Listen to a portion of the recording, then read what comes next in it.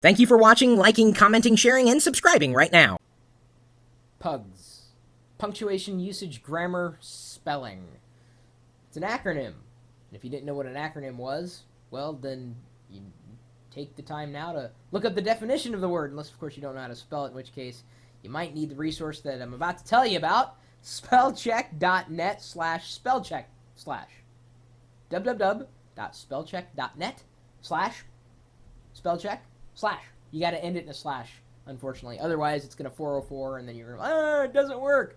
I told you, trail it with a slash, you'll be good to go. Oh, thank you, Ollie. He's got the link right in there in the chat room here at live.pirillo.com as we happen to be recording this video. All of these things in relation to the way that you communicate online, specifically in written form, are important. Punctuation, usage, grammar, and spelling. That's what, PUGS. And if you don't have a firm grasp on any of these, then how do you expect to be taken seriously? I mean, imagine you're in a job, and maybe you're in a job right now, and you get an email from someone who just sounds like they're a third grader, and maybe they are a third grader. But you look at the text that they've written, you're going, how did this person get hired? It's kind of how people look upon people who can't communicate in written form. I see it happen all the time.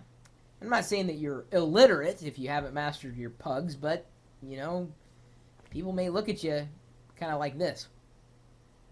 That's not a good look.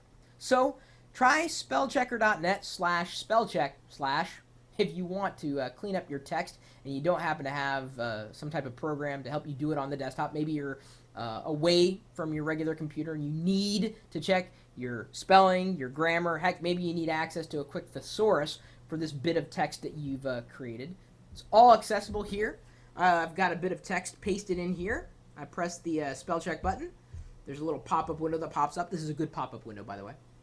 A pop-up window that pops up, as opposed to a pop-up window that makes a peanut butter and jelly sandwich.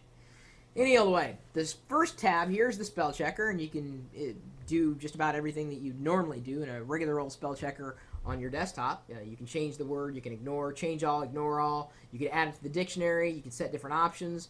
And then you can flip to the grammar tab, which is right next to the grammar tab. Grammar, grandpa, anyway. So then you can do a scan of the paragraphs here, paragraphs, however much text you've pasted in or the amount of text that it'll allow, and potentially pick up on some grammatical errors, and hopefully you will not, let's see what it picked up, general public. It says public is redundant. Didn't do a good job at analyzing that. However, maybe it's going to give you pause and require you to think twice about what you're posting. It's not perfect, like any software, it's not perfect. Then you can flip over to the Thesaurus tab. Did you catch that? Flip over to the Thesaurus tab. It's the world's nerdiest dinosaur right here in a pop-up window. No, I'm just, you know what a thesaurus is, right? If you were ever stuck for a word, you're like, well, I don't want to use this word, but I want a word that it's kind of like this word, but not quite this word. Well, then you'd look it up in the thesaurus. And the thesaurus is a wonderful tool, so long as you know the words that you're looking up and the words that you would potentially be replacing those words with. Because remember, words can have connotations and denotations. Denotation being a dictionary definition, and connotation being more of a pop culture type of definition for a word. And here you can run a thesaurus check, and let's see here. What's another word for membership? I'll click that word.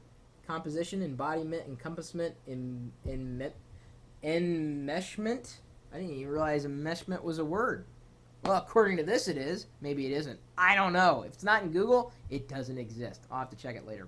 Anyway, thanks again to Henry, that's his handle, at geeks.pirillo.com for passing along spellchecker.net. And it seems that this particular website has got so much more to offer than just this on-demand tool, although it looks like what tools it has to offer are more for people who want to pay for those particular tools. But this one is free, so give it a shot. If you are stuck and you need extra help polishing your PUGs, punctuation, usage, grammar, spelling, remember that. Master it. That's your homework. It's not that bad. I mean, I'm just saying, use it the next time you go to enter some bit of text. Blog post, a forum reply, maybe even a comment on YouTube. Try to sound intelligent, even if you're not. Can't do much about your actual brain power, but at least you could come across sounding or looking more smartly than you could appear possibly to be. My email address, chris@pirillo.com. The community of geeks at geeks.pirillo.com is waiting for you to start participating with your pugs. Yeah.